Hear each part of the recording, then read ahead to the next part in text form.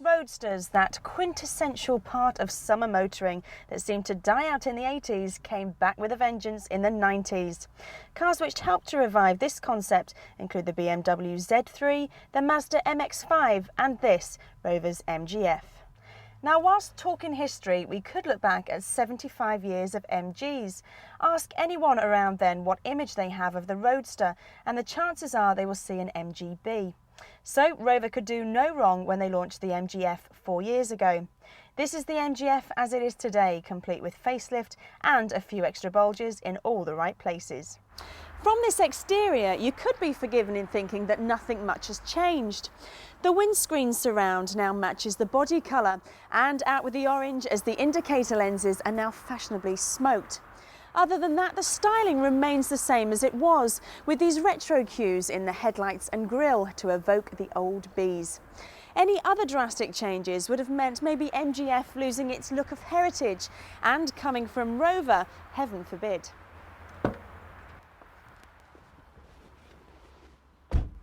In here, the changes are just as minimal.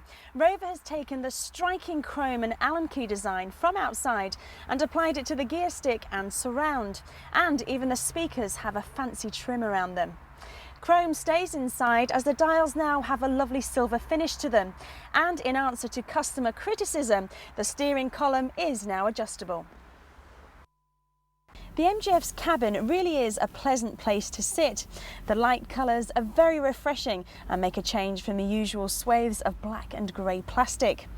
Plenty of thought has gone into coordinating the MGF's trim, and it really shows. In addition, this car must go down as one of the best built MGs ever. All the work that Rover and BMW have put together in improving build quality has certainly paid off. This car feels really well put together, with quality plastics and not a rattle to be heard. Now, obviously a Roadster is not a Roadster unless you can lose that hood and feel the wind through your hair and the sun on your face. And any sun seekers out there will appreciate the ease of lowering this hood. Just release the 2 catches, down it drops and off you go. On the road, the MGF shifts along quite nicely. This 1.8 litre engine remains the same, with the option of the VVC engine, which stands for Variable Valve Control for any of you non-technical types out there. Basically, it's there to ensure that you get the performance at the top end without losing the thrust at the traffic lights. Basically, it's an all-round good performer and you won't be disappointed. With that in place, MGF can get you from 0 to 60 quite happily in 8.5 seconds, and it has a top speed of around 120 miles per hour. The MGF is a good performer and you have the grunt of that VVC engine behind you, but it doesn't feel as fast as it should do, even though the figures state good performance.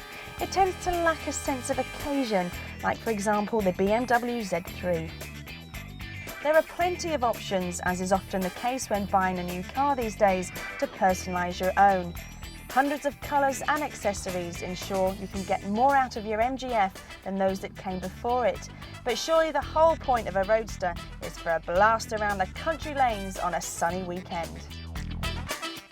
How times have changed.